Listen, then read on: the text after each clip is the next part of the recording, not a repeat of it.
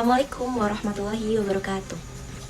Perkenalkan, kami dari kelompok 6 mata kuliah Sistem Informasi Akuntansi dengan tugas membuat flowchart siklus pendapatan PT Aqua Golden Mississippi yang beranggotakan saya, Cika Feranawati, Saya Desa Rizky Anggraini.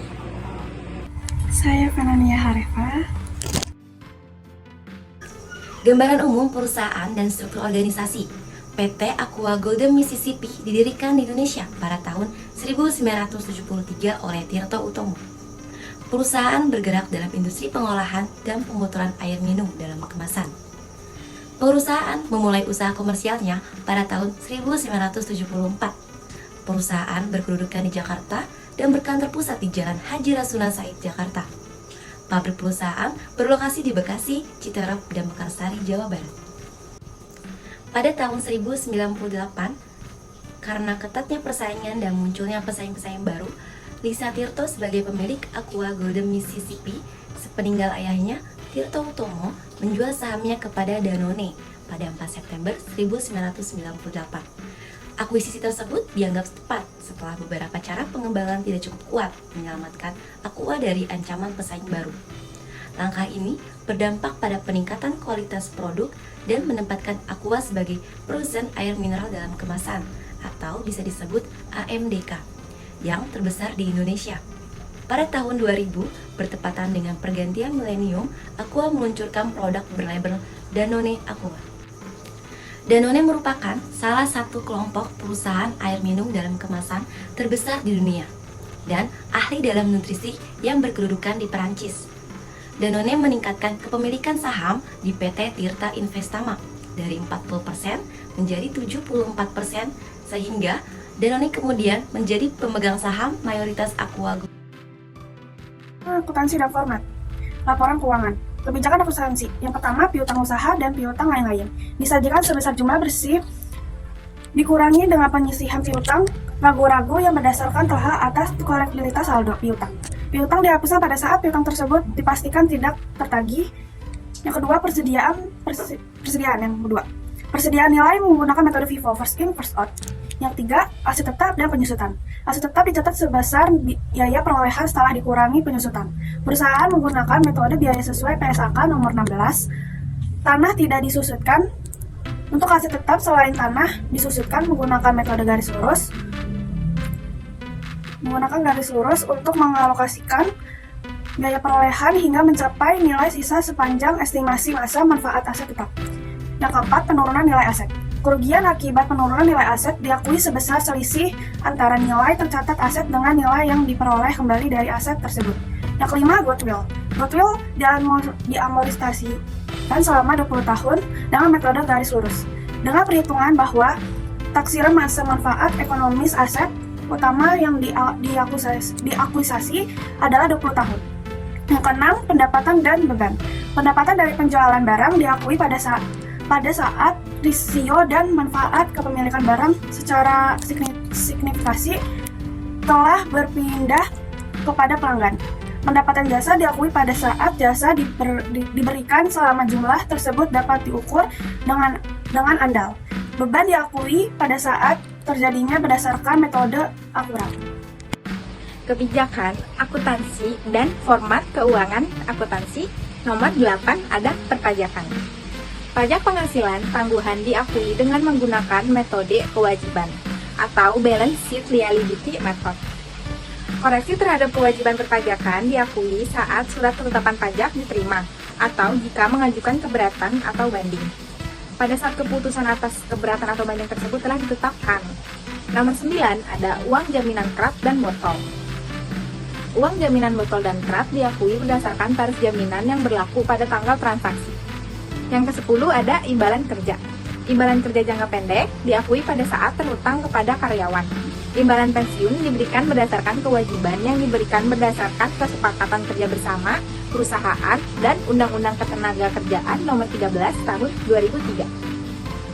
Pesangon pengurusan kontrak kerja terhutang ketika karyawan dihentikan kontrak kerjanya sebelum usia normal.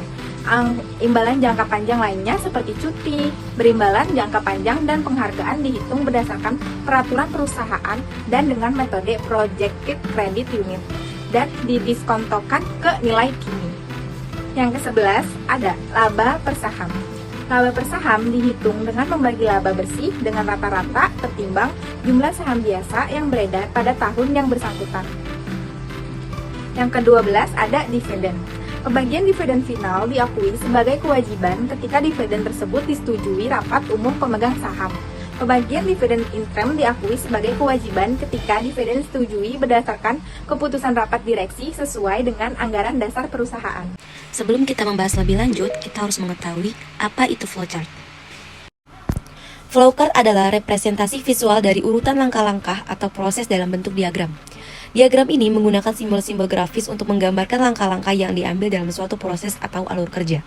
Biasanya digunakan untuk menggambarkan alur kerja secara sistematis, membantu dalam memahami, merencanakan, atau menjelaskan proses yang kompleks. 1. Simbol arah aliran atau flow direction symbol. Flow penggabung simbol yang satu dengan yang lain. Yang pertama ada terminator simbol yang menyatakan awal atau akhir dari suatu program. Yang kedua, proses simbol yang menyatakan suatu proses yang diolah oleh komputer. Yang ketiga, konektor sebagai penyambung proses pada halaman yang sama. Simbol arah aliran, flow direction symbol. Yang pertama, berfungsi sebagai penyambung proses pada lembar atau halaman yang berbeda. Yang kedua, manual operating merupakan pengelolaan yang tidak dilakukan oleh komputer. Yang ketiga, decision untuk menunjukkan kondisi tertentu dengan dua kemungkinan jawaban, yaitu ya dan tidak. Yang keempat, dokumen simbol yang menyatakan input berasal dari dokumen atau bentuk fisik atau output yang perlu dicetak. Yang kelima, digunakan untuk pencatatan dalam suatu proses predefinite proses simbol, penyimpanan atau pengelolaan. Pada Golden Business, bagian flowchart ini ada 3 bagian. Yang pertama, bagian pelanggan, kedua, bagian penjualan, yang ketiga, bagian pencatatan pendapatan.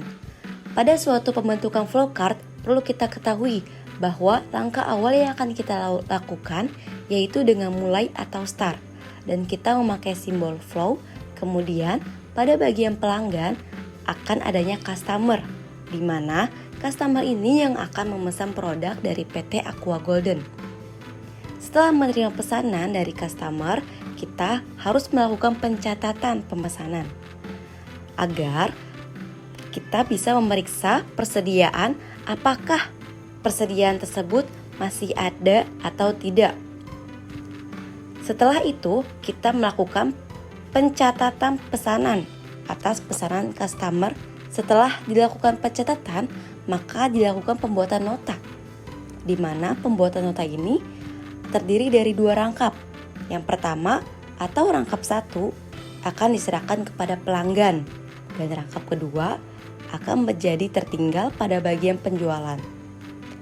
Nah, setelah dibuat nota pesanan, maka akan dilakukan pembayaran. Dalam pembayaran ini akan ada pembayaran tunai, maka akan ada pembayaran melalui debit card atau credit card juga. Kemudian, kepada proses, jika pembayarannya tunai, maka akan langsung, di mana proses ini akan mencetak struk pembayaran atas pesanan customer, di mana pembayarannya terdiri dari 3 langkah, atau struk pertama untuk pelanggan, struk kedua untuk penjualan, lalu struk yang ketiga untuk bagian pencatatan pendapatan. Setelah dilakukan proses pembayaran, maka bagian penjualan akan menyerahkan struk pembayarannya kepada bagian pencatatan pendapatan, di mana bagian pencatatan pendapatan ini yang akan mencatat sebagai penerimaan kas atas bukti dari struk pembayaran pesanan customer. Kemudian akan diakhiri dengan N atau selesai pada bagian pencatatan pendapatan.